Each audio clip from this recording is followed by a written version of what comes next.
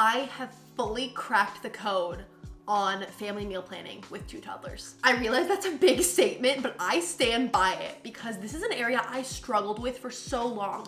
3 months ago, our meal planning system was a wreck. It went a little something like this. I would be really ambitious with my meal planning. I would plan 7 dinners. We would only get to actually making 4 of them because we had leftovers. Stuff was going to waste in our fridge, and then all of a sudden we had no good ingredients, and I was scrambling looking in the freezer for something to make that I could make for dinner in 20 minutes. So I set out to do what I always do when I have a problem area in my life, which is optimize and create a system. And I am so excited to share it with you guys because this is truly motherhood gold. So in this video, I'm gonna be showing you guys 5 super easy, healthy, inexpensive, easy cleanup dinner recipes that are toddler approved.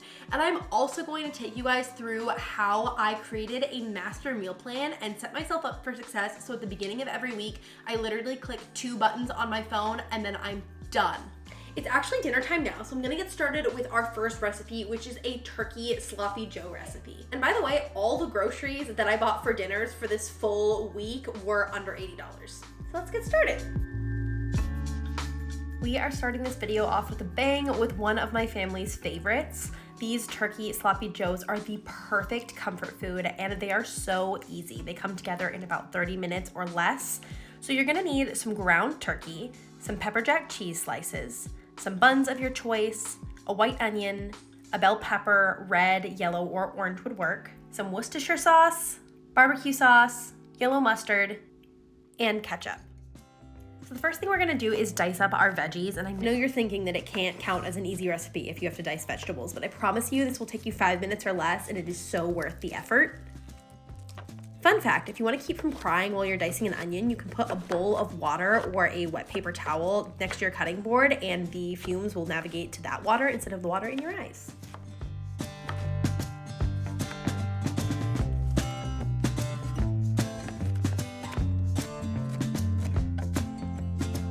Now that our veggies are all diced, I'm going to get them in a pan with a little bit of olive oil over medium heat. And basically we're just gonna saute these until they're translucent. You can also add a couple cloves of minced garlic if you want.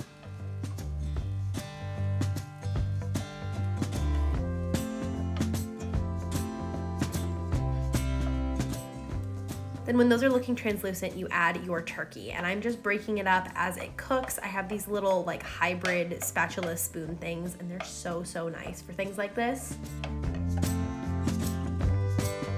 Then you're gonna add a half a cup of ketchup, a 1/4 cup of barbecue sauce, a half a tablespoon of Worcestershire, 1 teaspoon of yellow mustard, and a half a tablespoon of red wine vinegar. Mix that all up and bring it to a simmer so it starts to thicken.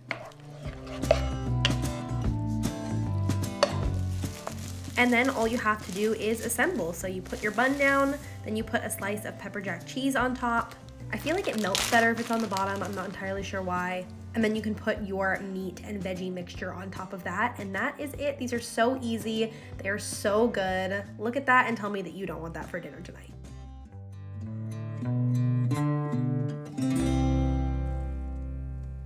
Hello friends. It has been a rough one with the toddlers. So I've got a glass of sangria and we are pulling out our easiest recipe of the week for night 2. Really the only thing you have to do for this is chop up some chicken and then throw everything in a baking pan. So that's what we're gonna do because that's where I'm at tonight. So this recipe is adapted from one by the Healthy Hothead on Instagram. I'll link her reel of it down below, but I do make a few modifications to it. So this is how I do it. So this next recipe is a chicken, cheese, and broccoli bake. It's a 1-pan recipe, it's super easy to prep, and it will give you leftovers. You're going to need at least 2 large boneless, skinless chicken breasts, a pack of frozen broccoli, a pack of sharp cheddar cheese, some dried orzo, minced garlic, ground mustard, sea salt, black pepper, and Italian seasoning. The first thing you're gonna do is preheat your oven to 350 Fahrenheit. Then I'm just cubing up my chicken. You don't have to be too precious about this, but I would say about 1-inch cubes is the right size for everything to bake evenly at the same time.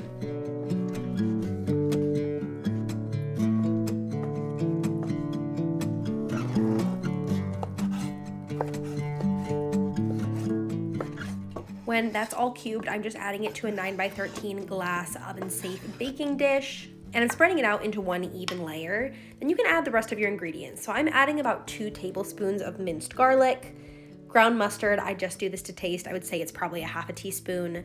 Half a tablespoon of Italian seasoning, half a teaspoon of garlic powder, and salt and pepper to taste.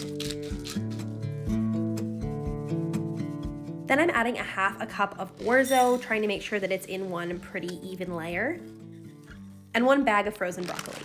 Then we're gonna cover the whole thing with 1 can of low sodium chicken broth, and you wanna make sure that the orzo is mostly submerged. And lastly, you are just going to cover this in sharp cheddar cheese. This really is the best part.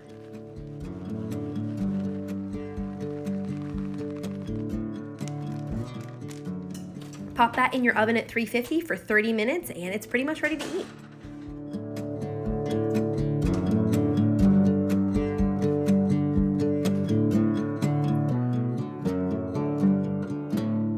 Okay, so while I'm waiting for that to cook, I thought I would sit down and tell you guys about the meal planning system I teased earlier. Okay, so here she is. I cannot overemphasize what an amazing game changer this has been for us. So I did mine in Notion, and I'm just gonna do a little walkthrough for you guys so you can see the process. So you can see here, ours is set up for January 2024, but the idea is that I can just repeat this every single month. There are 23 unique meals in here, and I factored in which meals will provide leftovers for the next night, leftovers for lunches. And I feel like even if we repeat that every single month for a year, we're still getting a lot of variety. So the first thing I did is I sat down and I ID'd all of our easy go-to meals that we make on a regular basis. I actually have a little vintage recipe card box, and so I went through those because those are the ones that I go to over and over and over again and that I was getting tired of looking up on my phone, so I finally wrote them down.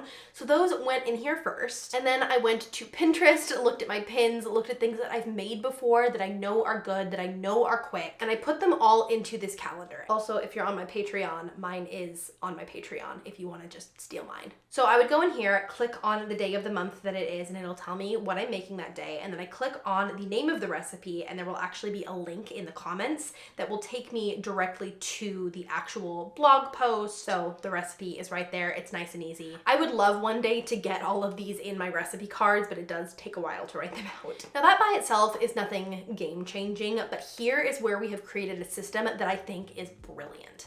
I have split these meals into 4 weeks. Each week is about 4 meals that will feed us for 6 to 7 nights when you include leftovers, and I have loaded those into my grocery store app as a list. Depending on what app you have, they might not allow you to make multiple lists, and I have a hack for that too if that's the case. But basically, you add all those things to one list and you title it week 1.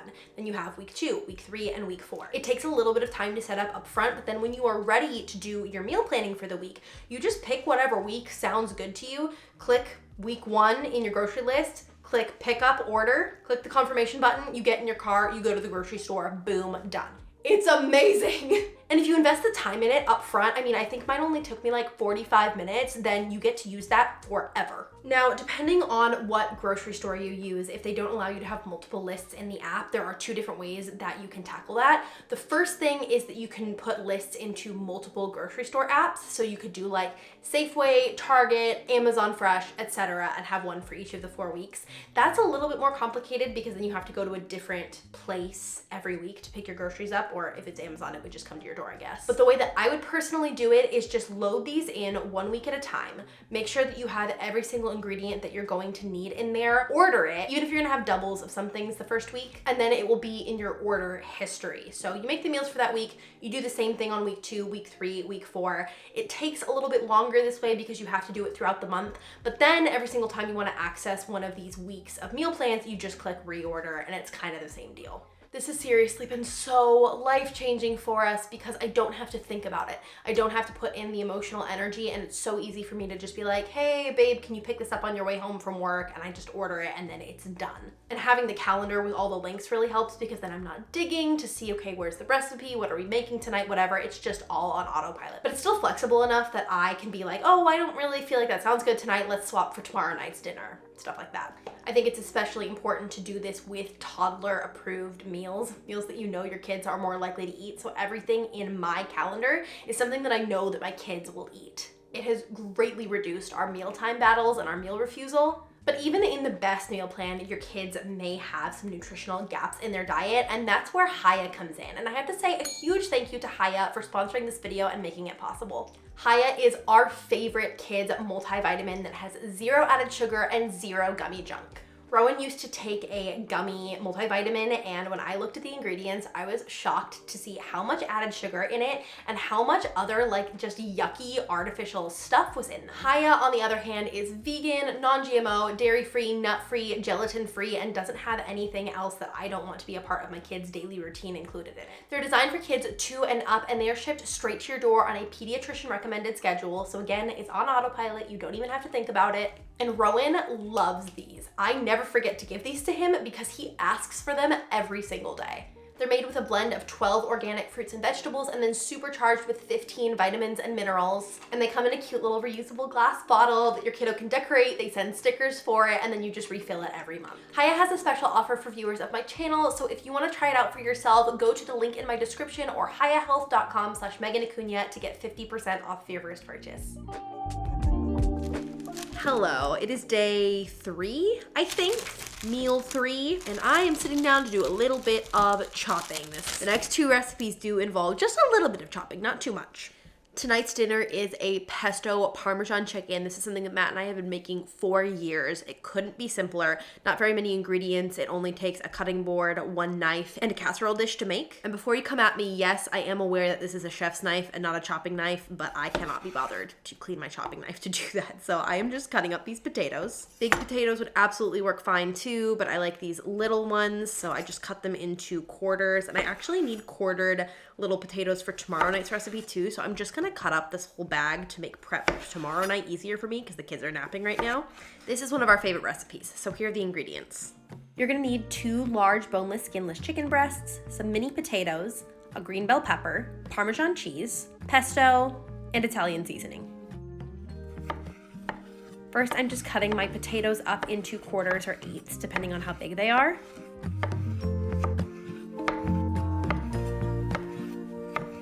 One tip, if you are cutting your vegetables ahead of time, which honestly saves so much time if you want to do them all in a batch, you can cut your potatoes up but still leave them like kind of together. So like this is fully cut up into 8 different pieces, but I'm gonna store it like this so I don't get the oxidation. You can also do this with apples. And then for bell peppers, I find the easiest way to cut is to cut them all the way around and keep it in one piece. I saw a TikTok one time that somebody who did like professional meal prep for a living found that this was the easiest way to cut bell peppers quickly, and I can confirm it is solid.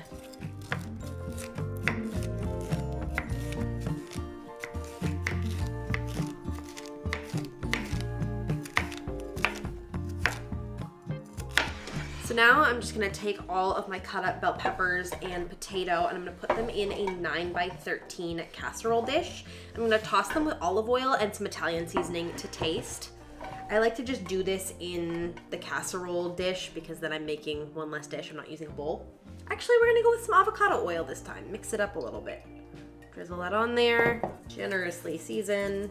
Then I'm gonna cut these 2 massive chicken breasts that I have left over from the other day in the value pack that I opened into 4, and then all we have to do is assemble. So to assemble, I'm just placing the chicken breasts in amongst the veggies, and then I'm putting about 1 tablespoon of pesto on each one and spreading it out into an even layer.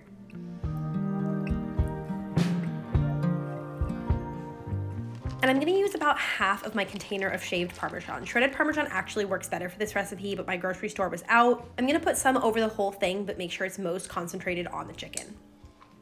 Bake this at 400 degrees for about 25 minutes or until your chicken breasts are thoroughly cooked.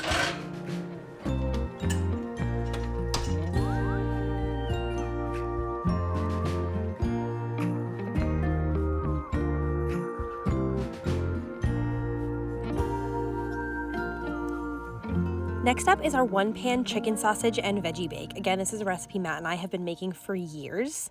You're gonna need 2 packs of Italian-style chicken sausage, Parmesan cheese, Brussels sprouts, broccoli, a bell pepper, mini potatoes, and a bunch of seasonings. You can find all the exact measurements on the left side. And we're gonna start by chopping our veggies. I had two kind of final tips I wanted to mention. The first one I kind of alluded to earlier, but it is so much easier if you sit down and you chop all of your vegetables at the beginning of the week, like you do it on a Sunday night. It will take you maybe a half an hour to chop everything for the whole week, and it will make your week so much easier. I normally like to do this, but because I was filming all these meals, that obviously added an extra layer to my meal prep this week. And that first day I was like, I just don't have it in me today, and I have been regretting it all week. So don't be like me. Chop your veggies ahead of time.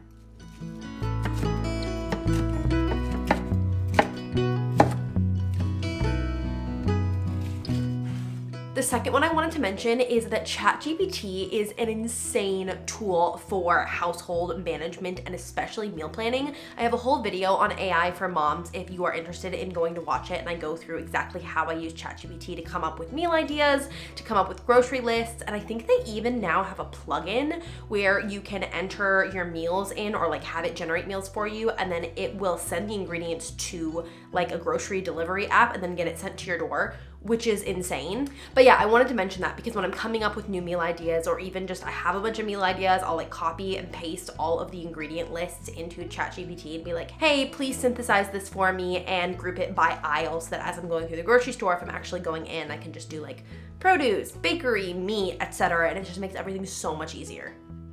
I'm adding all of my chopped veggies as well as the coins of sausage into a big bowl. Honestly, the bowl I used was not big enough, so I highly recommend using a bigger one if you have one, but my toddler broke mine, so this was all we had. There are those potatoes from the other day, and I'm going to do about 2 to 3 tablespoons of avocado oil, and we're gonna season the crap out of this with a half a tablespoon of basil, half a tablespoon of oregano, half a tablespoon of parsley, half a tablespoon of garlic powder, half a teaspoon of onion powder, and half a teaspoon of thyme. Mix that all up so everything is evenly coated. Again, a bigger bowl would have been great here. And then I'm gonna line these 2 baking sheets with tin foil. This is a recipe that gives us a significant amount of leftovers, so we always need 2 baking pans, but it depends on how much sausage and how many veggies you use.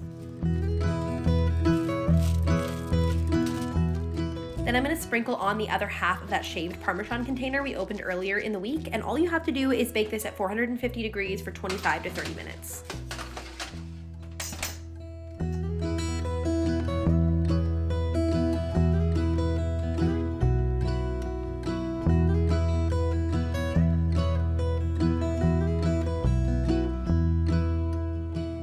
Our last recipe is one of our favorites for Meatless Mondays. It is chickpea gyros, and these are so good.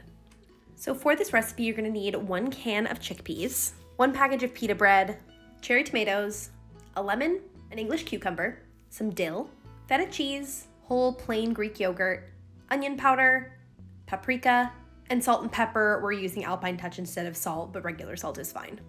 So the first thing you're gonna do is open your can of chickpeas, drain it, and rinse it. A fun fact for you, if you are looking for sensory activities, the liquid from a can of chickpeas is called aquafaba, I think, and it's great for sensory play because you can whip it up and it creates kind of a shaving cream consistency, so you might wanna save that. Then I'm pouring the chickpeas out onto a couple of paper towels, and I'm going to try to dry them off as best I can. The more water you're able to remove, the crispier these will get, so don't be afraid to use a couple of paper towels if needed. I'm also kind of rolling them around to remove some of the skins, and then I'm just gonna pick those skins out. You don't have to be too precious about this. I definitely was not getting every single one, but the big pieces that came loose when I was rolling them around, I just picked up and threw away. I am popping an air fryer liner into my air fryer for easy cleanup, and then I'm just gonna pour the chickpeas into that. I'm adding about a tablespoon of avocado oil, a tablespoon of paprika, a teaspoon of garlic powder, and a teaspoon of onion powder, and then just tossing everything to coat it.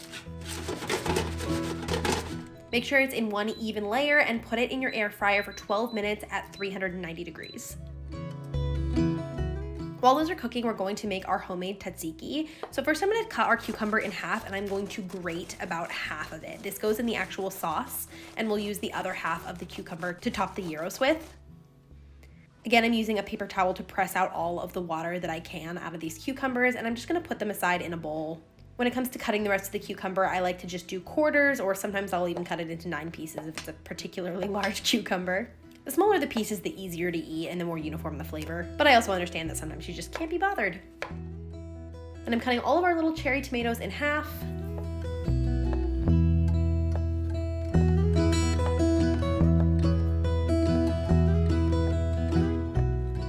Chopping up some dill for the tzatziki sauce. You want this to be pretty finely chopped. And then I'm going to add that dill as well as the juice from half a lemon to the bowl where we put the cucumber in. And you're also gonna add about a cup of that whole Greek yogurt. Mix that all up and you have the most delicious homemade tzatziki. I love eating this with vegetables as well, but it's so good on sandwiches. It's just 20 out of 10. Then all you have to do is assemble, put your pita down, add some of the tzatziki on top of it. I like to add quite a bit because the chickpeas are pretty crispy and they need the extra moisture. And then top it with cucumber, tomato, and feta cheese. These are so good. They remind me of my honeymoon in Greece, and I would eat them every single week if I could.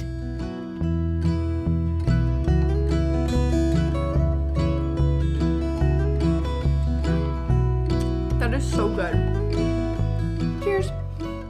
So that's gonna be it for today's video. I hope that you guys enjoyed it. It was such a fun one to film, and I love sharing cooking cozy meals with you guys. So let me know if you want a part 2 with even more recipes. If you're not yet subscribed and you want to stick around to see all things motherhood, homemaking, crafting, all that fun stuff, click that button down below. I would love to have you here as a friend on my channel. I love you guys lots, and I can't wait to see you in my next video.